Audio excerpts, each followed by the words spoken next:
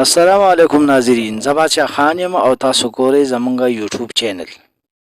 په دې سوشل میډیا باندې یو واقعه گردش کوي د ساوت افریقې.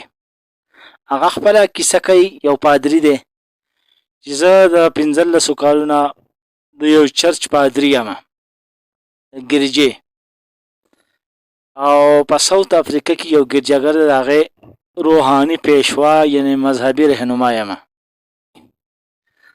د 100,000 نه زیات مقتدیان دي زما. هغه خپله قصه کوي. هغه په خپله قصه کې داسې خبره کوي چې یو ورځ د چرچ یعنی د ګرجې په یو کمره کې زه اوده وم، نو ناڅاپه ما سترګې مې ورلې. نو په دې خوب کې راته یو څوک وایي چې پاسه او خپلو کسانو ته ووایه چې خپل لباس سپین واچوي. نو ما ورته په دې خوب کې دا وایي چې ووایي چې سپین لباس چې دی نو دا د مسلمانانو لباس دی. بیا ما دا ووایي چې یاره دا خو باسې یو خوب و چې ما ولیدو او زه داسې مطمئنه پې نه وم.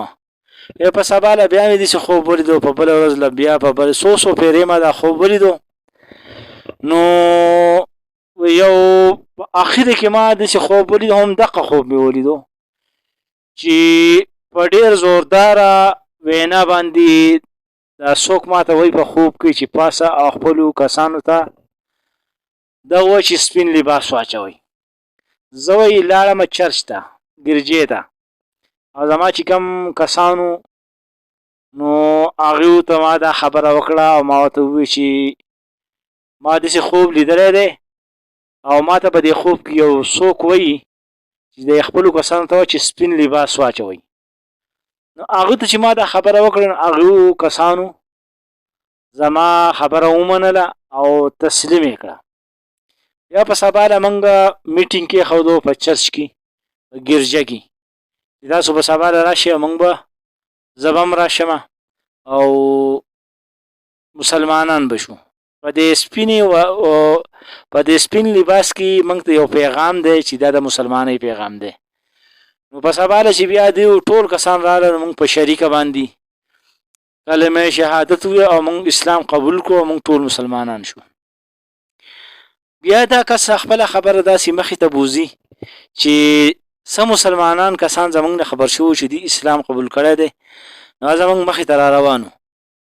نو دا پادري وایي چې یاره دا کسان راله او ما ورته ووایي چې موږ خو ستاسو ډېر انتظار کوو مخکې نه چې یاره تاسو به راشئ.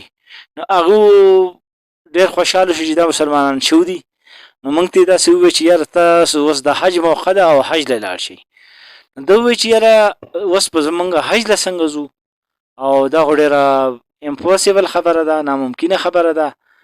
وایي چې یاره زه خو حج له نشم تللی. نو بیا چې کله د حج دا ورځې ډېرې رانږدې شوې او موږ حج له رالو، الله پاک رحم وکړو، توفیق یې راکړو د حج، او موږ حج له رالو. نو هغه په دې ځمکه باندې تاسو په دې ویډیو کې دا خبره ګورئ چې سجده یې ولګوله او دا خبره کوي چې دا ځمکه چې دا ډېره مقدسه او پاکه ځمکه ده. او بیا دا خبره کوي او ډېر سخت خوشحاله په دې ویډیو کې به تاسو ګورئ، ډېر زیات خوشحاله، مطمئنه، ډېر زیاته. او هغه وایي چې الله پاک موږ ته د اسانۍ یوه لار وښوده د اسلام ته د راتلو. د دې غره نه دا ځمکه چې کومه دا ډېره مقدسه ځمکه ده، د دې غره نه د اسلام د رڼاګانو لم پکار دی چې موږ په صحیح طریقه د صحیح نیت سره په دې د اسلام اول زده کړو او بیا په دې باندې عمل وکړو. نو انشاءالله زموږ به د دنیا هم ښایسته وي او زموږ به آخرت هم ښایسته وي. د دې ویډیو مقصد زما دا و چې دا زه تاسو ته ورسوم.